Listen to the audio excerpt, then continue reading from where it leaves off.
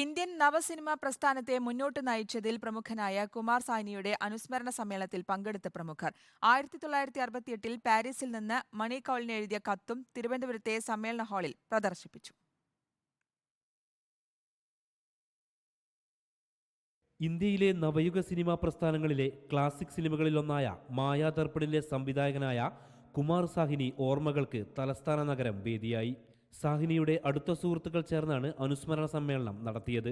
ഋത്തിക് കട്ടക്കിന്റെ പ്രധാന ശിഷ്യരിലൊരാളായ കുമാർ സാഹ്നിയോടൊപ്പമുള്ള നിമിഷങ്ങളെക്കുറിച്ച് സുഹൃത്ത് ശശികുമാർ റിപ്പോർട്ടറിനോട് പങ്കുവച്ചു. കുമാറിന് നാല് പടങ്ങളെ അദ്ദേഹം ചെയ്തിട്ടുള്ളൂ, ഫീച്ചർ ഫിലിംസ് എന്ന് വേണമെങ്കിൽ പറയാം. പക്ഷെ ഓരോന്നിനും അതിൻ്റേതായ ഒരു പ്രത്യേകത, അത് ഓരോന്നും ഒരു ഹിസ്റ്റോറിക് ഇവന്റ് ആയിട്ട് തന്നെ കരുതേണ്ടി വരും. കുമാർ സാഹ്നി ജീവിതത്തിലെ കഷ്ടപ്പാടുകളിലും ഏറെ വ്യത്യസ്തനാണെന്ന് റിംലി ഭട്ടാചാര്യ പറഞ്ഞു.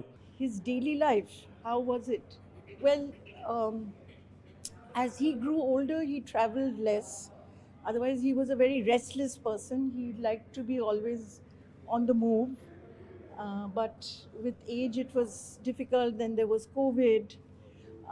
But we had very long conversations. We celebrated every little thing, whether it was food or the sky or a shadow or water or a little bird on a leaf.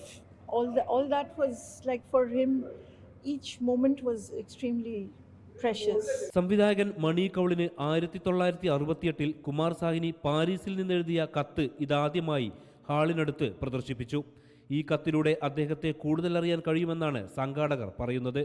Thiruvananthapuram കലാഭവനിൽ നടന്ന ചടങ്ങിൽ അമൃത് ബംഗാർ ഉൾപ്പെടെയുള്ള പ്രമുഖർ സാഹ്നിയോടൊപ്പമുള്ള അനുഭവങ്ങൾ പങ്കുവച്ചു. തുടർന്ന് സാഹ്നിയുടെ പ്രത്യേക ഡോക്യുമെന്ററി പ്രദർശനവും നടന്നു. റിപ്പോർട്ടർ, തിരുവനന്തപുരം.